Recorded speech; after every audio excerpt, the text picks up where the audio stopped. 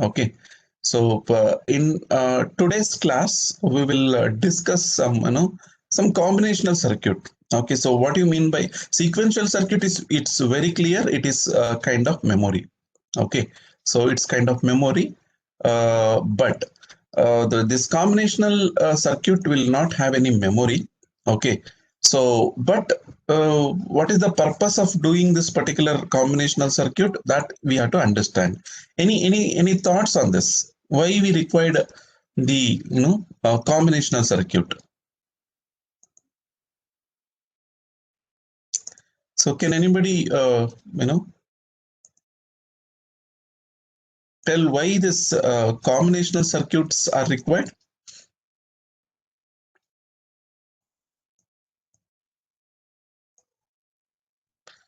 Okay, can anybody tell why combinational circuits are required? Sequential circuits, hope you are clear. Memory. Combinational circuits.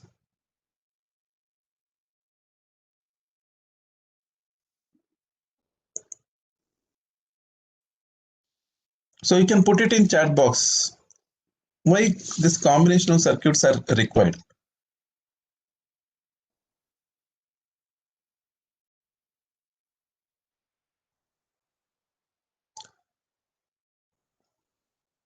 I think you might have studied in second semester or something like that in digital electronics. Okay, so this combinational circuit.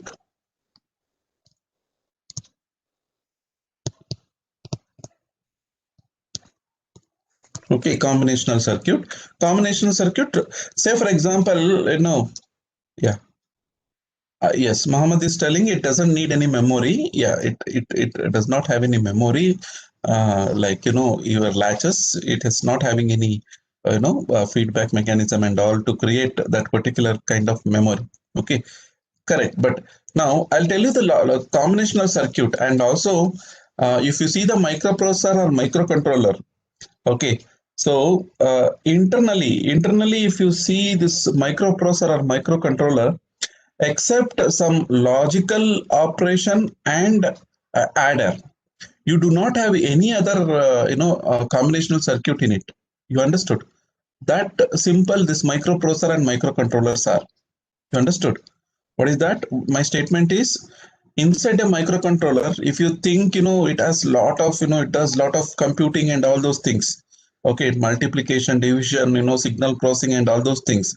But primitively, if you see the microcontroller or microprocessor, it does only addition. You see, using a simple addition, they built subtraction, they built multiplication, they built division. Okay, they built lot other operations. Okay, everything is built using this particular addition. Okay, simple addition operation. That means using simple adder. You remember adder. So that how that adder circuit came.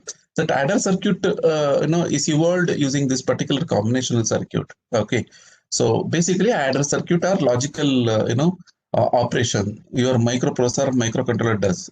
Okay, internally if you see the architecture, and when you explore the internal working of this particular microprocessor and microcontroller, ultimately you will land up in a simple adder. Okay, using addition only, everything will be done in microprocessor or microcontroller. Okay, so that is what you understand. So you should know adder is also some kind of combinational circuit. So basically, what is that combinational circuit does? Say for example, if you have some IC digital, IC or digital system. Okay, so I'll just call it as digital IC. Say maybe you may be having some inputs and you may be having some output. So this is the digital IC. Okay, so you can build any kind of I told you in the first class, you can build any algorithms, you can build any equations. Okay, you can implement any you can create a model of a system using a combinational circuit. So no, in future you just remember, if I draw a line like this, okay, so that means it is a bunch of line. Okay, so or you can write it like this. So both are same. So now in this particular case, n number of inputs you are giving, p number of inputs you are giving, and q number of output you are getting. So that means digital input and digital output you are giving. Okay, say for this is what you are doing. Now say for example, I can ask you, many applications. Okay, I want adder circuit. Okay, I want say like this. Okay, so 2-bit adder. This is okay. So 2-bit adder means 2-bit of data, two data I'll give you, and you have to add and you have to give the result. Okay, so that you can implement using digital circuit. Say I'll say I want the square. Okay, square of an element. Okay, I want square. Okay, you can implement using the this particular digital IC. So you may require y is equal to okay x square. You want to implement square of the number. Okay, you can implement. Say for example, any other mathematical operation. Okay, say you want something like some kind of okay, some kind of multiplication. Okay, so y is equal to 4x. Okay, so this kind of this kind of input output, you can get it from the system. So any equation you can implement using combinational circuit. Okay, so say for example, say for example, I want to implement say this. Okay, so y is equal to x square I want to implement. Okay, so then y is equal to x square means input is x, y is equal to output. So what is your digital IC? Digital IC is say for example, y is equal to x square. Now we will say what kind of how many what is the bits, number of bits in that particular each x. Say maybe I'll say uh, yeah, maybe I'll say 1 bit. Okay, or 2-bit. Okay, 2-bit information. Now what happens? 2-bit information you will give. Sorry, only one data, na? Only square of a number. Okay, so 2-bit information you will be giving, and what happens? So the 2-bit information comes out. So that 2-bit input will be the x, and 2-bit output will be y. You see? Okay, this is what you want to implement. If you want to implement okay, any mathematics, I am just taking one simple square of a number. You can implement anything.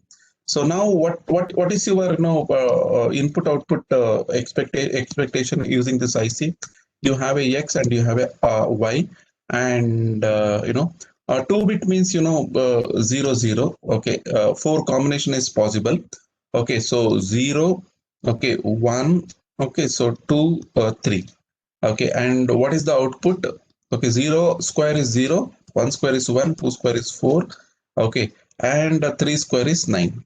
Okay, so this is what your input output table. And now what you will do for your convenience, you will convert that particular input output to what is that digital form. Okay, so x0 x1. Okay, so 0 0 0 1 1 1. Okay, 1 0 1 1. So this is your input.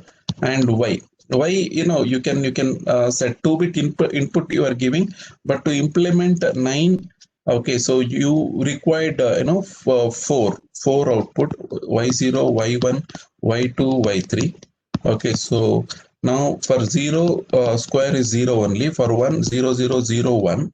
Okay, so for 4 0 0 what is this? 1 0 0, and 9 means okay, so 1 1 0 0. So this is the digital. So this is what the equation input output system, and this is what the digitally converted truth table. And then what you do, the next procedure. Okay, so what is that? You implement the combinational circuit. So what you do, you make a K map. Okay, you are making K map for each output. Okay, for each output you will make a K map, and you build some kind of combinational circuit like this. Okay, so some kind of combinational circuit you will build for each output. Okay, so then if this will be a complex circuit. It will be a complex circuit. So that kind of combinational circuit you'll get. Ultimately, the input will be only 2-bit. Okay, so you will tap that input, and output will be say four output. Okay, so 4-bit of output you will get. You understood? So this is what we implemented now. So we implemented the square system. Okay, that means when you manufacture this particular IC, when you give 2-bit information, 2-bit information, this IC will give you square of that particular number. You see, so that means in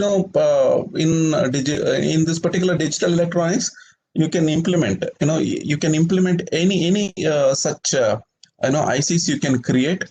Okay, so that is what in VHDL and all people they do.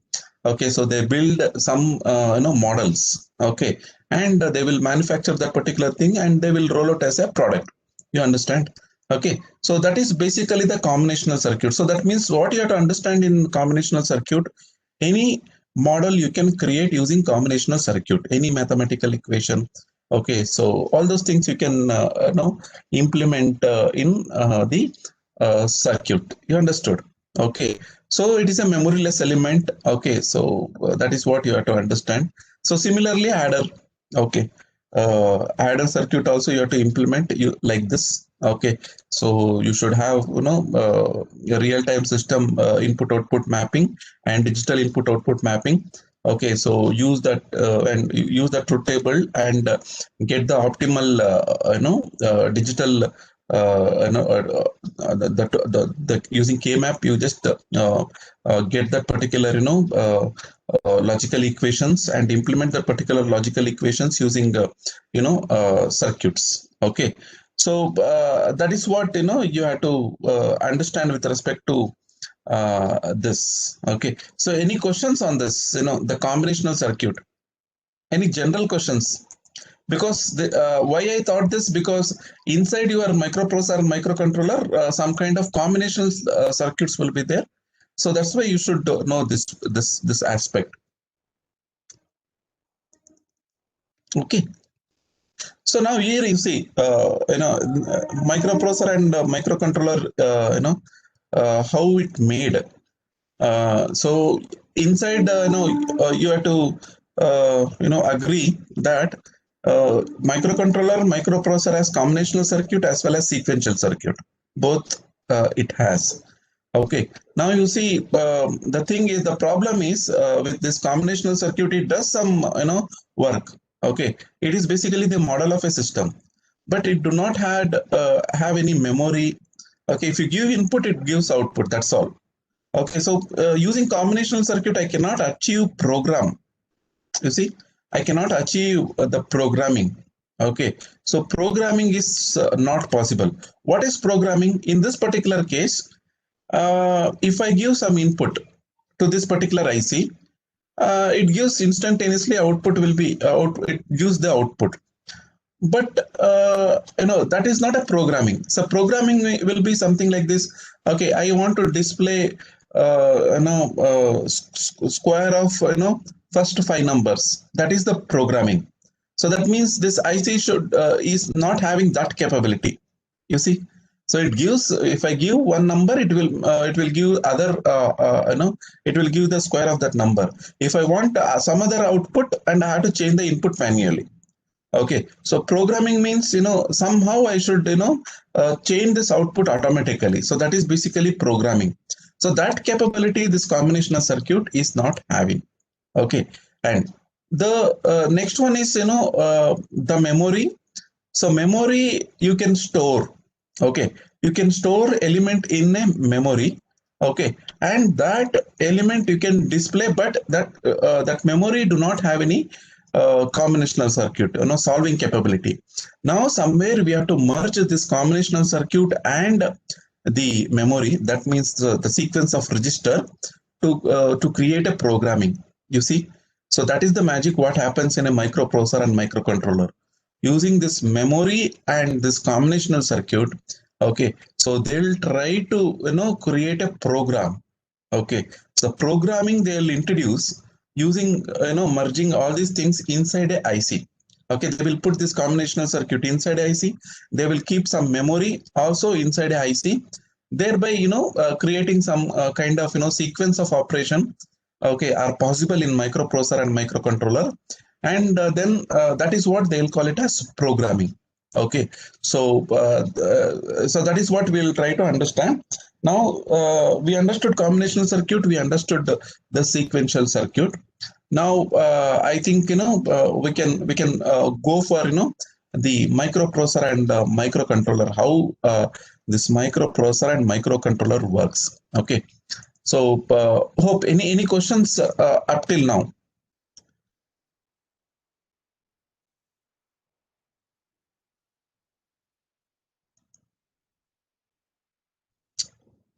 Okay, so here uh, before going to this microprocessor or microcontroller, okay, see, now I already told you, okay, the first specification of any microprocessor and microcontroller is basically the bit, okay, number of bit, 8-bit microprocessor, okay, 16-bit microprocessor, 64-bit microprocessor or microcontroller, something like that. Okay, now if say for example, uh, assume that you have a 8-bit microprocessor or microcontroller. See, if you have a 8-bit micro processor, that means what should be your understanding? Okay, so of course the register size is 8-bit. Okay, okay, your register is 8-bit. So that means what? If your register is 8-bit means that means you can connect 8 lines, physical wires. Okay, and what you can do? Okay, you can represent this with this is 8 lines. Okay, 8 lines. Then you can if you put some data, what happens? This will go and it will sit in. If you keep some data in this physical line, that data will go and it will sit in this particular place. You agree with this? Okay, some 1001, if you keep some digital in input to this, then some data will go and it will sit in this particular place, in this particular register. So this is basically what you can say. You are transferring 8-bit of information through this line. Okay, and that will go and it will sit in a memory. Please understand, because in future we'll be making a lot of complex statements, so you should understand. So that's why I'm telling. So you are transferring 8-bit of data in a 8-bit line, and it will go and it will sit. Now you see, this is called data line. Okay, or it is called data bus. Okay, so the bunch of line. So remember, the bunch of line. Okay, it is called bus. The bunch of line. Okay, here 8 lines are there, so that's why bus. Okay, 8 lines are there. So it is called data bus. Now, if you keep some, say for example, any information in this data bus, that will go and it will sit in a register. Okay. Now, what is the problem in this particular thing? So a register is there, 8-bit register, 8-bit information you are passing through the data bus, and it will sit in a register. Fine. Now, if I have some other register, then how can I store the data in other register? Okay, so that is the question. Okay, so how that is taken care. So now here, say for example, that means, say for example, what I told, you don't have only one register in a microprocessor. You have many register in a microprocessor. Okay, so many register in a microprocessor. So now you see how much memory you can have in a microcontroller or microprocessor. That is the question. How much memory maximum you can have in a microprocessor or microcontroller? If you have a 8-bit processor or microcontroller, you can have 2 to the power of 8. That means 2. What is that? Is it 256? Yeah. Okay, 256 registers. Okay, you can maximum you can have 256 register. That means 256 memory locations you can have in your system. Hope I am clear. Okay, so please understand this aspect. So microprocessor and microprocessor, this is very important. Okay, if you have a 8-bit microprocessor and microcontroller, okay, so maximum 256, that is 2 to the power of that bit number. That many memory locations you can have. That may mean that much memory you can point. Okay, you can point. So that is what you have to understand. So now that means your memory number of memory locations can be 256. Okay, number of memory location is 256. So 256 memory locations you have. So if I have a 256 memory location, now how to point one memory location? Okay, so each memory is a register. So how can I point to that particular register? By using something called, the pointer. Okay, the pointer. Each register will be having a pointer. So that pointer in microprocessor, it is called as address. Okay, so address. Just remember this address. Each memory location has its own address. Now, say for example, if you have a 8-bit, okay, so 8-bit. Now 8-bit means na, so it has a if you divide into BCD, binary coded decimal. Okay, so you can divide into two sets. Each is having 4 bits. Now you can convert each BCD, okay, to the binary to binary coded decimal. Then you are I'm just using instead of the binary digit, I'll use the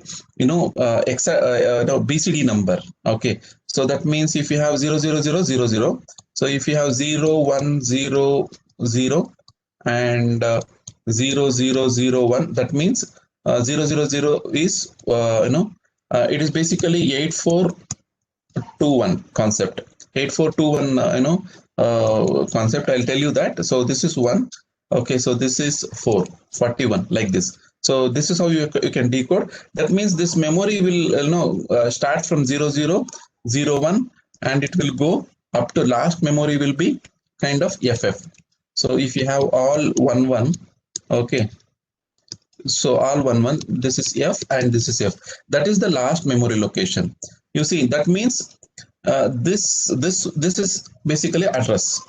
Okay, so every memory will have an address. Each memory is having some address, and inside that particular memory you can save some data. Okay, you understood? So you can you can store some data. So address and data. Okay, address and data. So that means if you want to point any memory, then that address you have to use. Okay, and using that particular address, you need to point to that particular register, and then whatever operation you do, that will be applied to that particular register. You understood? Okay, so in that regard, so always the microprocessor or microcontroller or any digital device will have, say for example, it has a inside your microprocessor or microcontroller. So you will be having something called data bus now. Okay, so data bus means what? Okay, so data bus means it carries the data to be stored or taken from some place. Okay, so the data direction is always bidirectional. Okay, bidirectional. So you can store or retrieve data from that particular data bus, which always points to some actual memory location. Along with that, you will be having the address bus. Okay, address bus. Okay, what is that address bus? Address bus is basically unidirectional. Okay, unidirectional. Say this will always points to the memory location. Okay, so it points to the memory location. Okay, so memory location in the uh, in the available what is that available in your system. Say for example 256 memory locations you have. Say now what I'll do, say 0 0. Okay, say this memory location may be 10. This is F. Okay, here you have a 10. Okay, so 21 32 like this. Now you see here, uh, address bus, you have address bus, and so this is basically 8-bit now. Okay, so data bus is 8-bit. Now you see here, 8-bit data bus and 8-bit address bus you have. Now these are the statements what you have to understand. Okay, now I'm just making some statement. Try to understand that statement. Okay, so the data present in 00th address is 10. Okay, okay. You understood the statement? The data present in 00th address is 10. Okay, and one more statement. The now in 10th address, okay, 21 data is present. You understood? So what is the address of 32? The address of 32 is FF. You see? So that is how you have to understand address and data. Address will be the pointer, and data is the actual content present in your memory or in a register. Okay, so like that sequence of the binary data will be present in that particular memory. So now we always represent using hexadecimal or BCD number. Okay, so we don't always use this binary. In fact, internally it is binary only, but we always use the BCD number to represent the memory location as well as data. Data and memory locations will always be represented using BCD number from here onwards. Okay, so now how to access each register. So first you keep the address information. So when you keep 10 in this particular line, then the link will be created to this particular memory location, and whatever data you bring here in next instant, then that data will go and it will sit in this particular place. You understood? Okay, so now the thing is, whatever content you keep in address bus, that defines where it is pointing.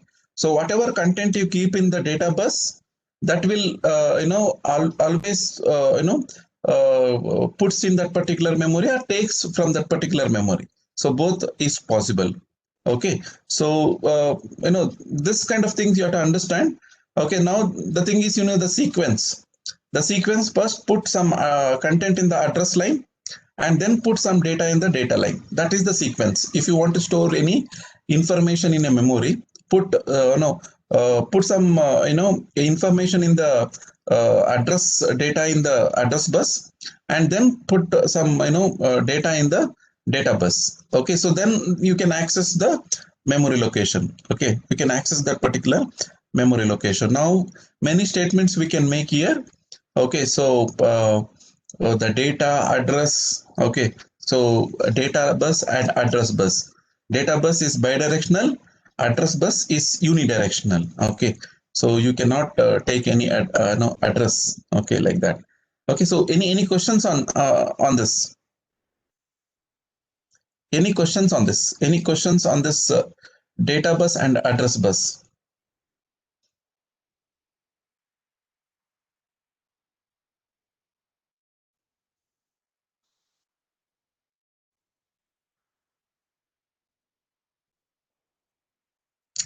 Please focus on this, uh, because I'm not directly going to the internal architecture of the microprocessor and microcontroller.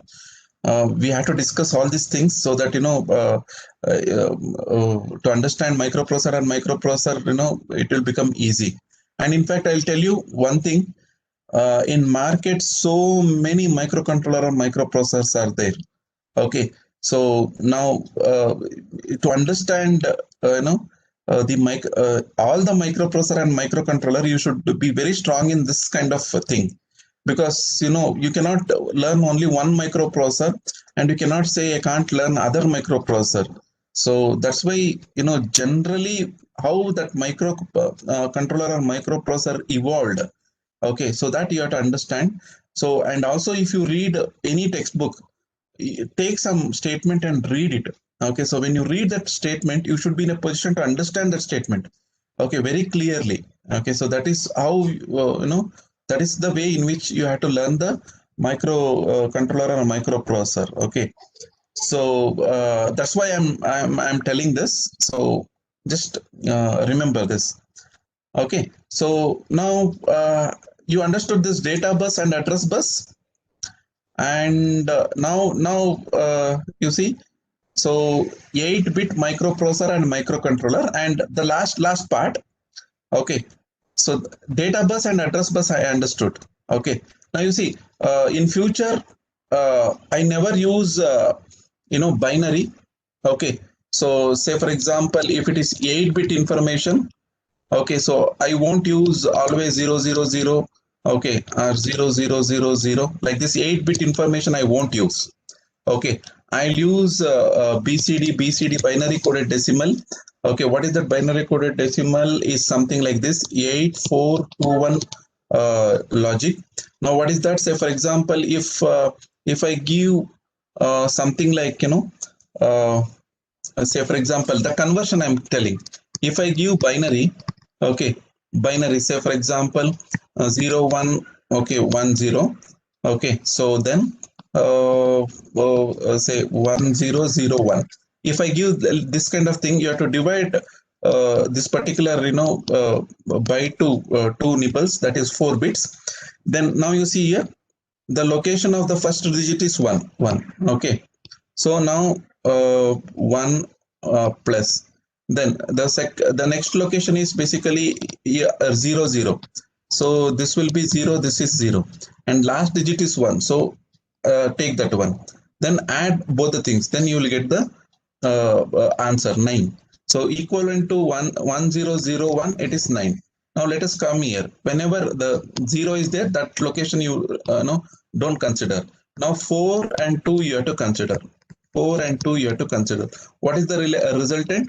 Resultant is 6. So now the equivalent of this particular binary is 64. Okay, so this is in binary and this is in X. Okay, so X hexadecimal value, so 69. Okay, say so something like this 111. Okay, 1. Okay, 1110, something like this. Now here you see, when you add 8 plus 4 plus 2 plus 1, so totally 10, 14, 15. So 15 means it is F. Okay, so 15 means F. What is this? 8 plus 4 plus 2. Okay, so 10, 14. 14 means E. So the equivalent of this particular value is FE. You understood? FE hexadecimal value. So that is how you have to convert the binary number to these hexadecimal number. Okay, so normally in future we use only this hexadecimal number. Okay, so that's why you have to learn this conversion. Okay, so now the other reverse operation. Say for example, if the X number is given, say for example 72. Okay, 72. How you can convert 72?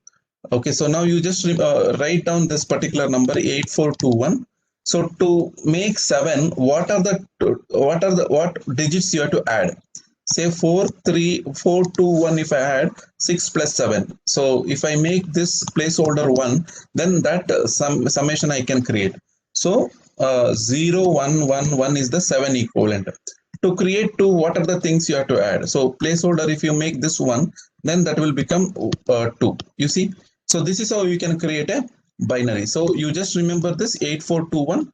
So using this 8421 logic, you have to convert from the binary to So this conversion you have to remember, because we use this always in to represent an address, to represent a data. For everything we use this hexadecimal. We never use binary from now onwards. Okay, so that's why you should know this, hexadecimal and binary to hexadecimal, hexadecimal to binary conversion. Okay, so that is one thing what you have to remember. Any questions on this? Everybody knows this. I think you already done, but I'm just revising because this is very important.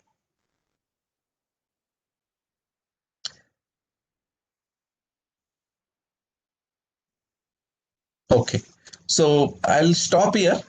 Okay, so if you have any questions, please do ask. Okay, so we will take up, you know, this microprocessor and microcontroller, kind of, how it is internally organized in the next class generally. Then we'll take up some specific microcontroller. And I think before that, we need to discuss on the, evolution of this microprocessor or microcontroller. Okay, so let us discuss that evolution first, and then we will take up this, internal architecture. Okay, so I'll stop here. If anybody have any questions, please stay back, or you can go for next class. Thank you.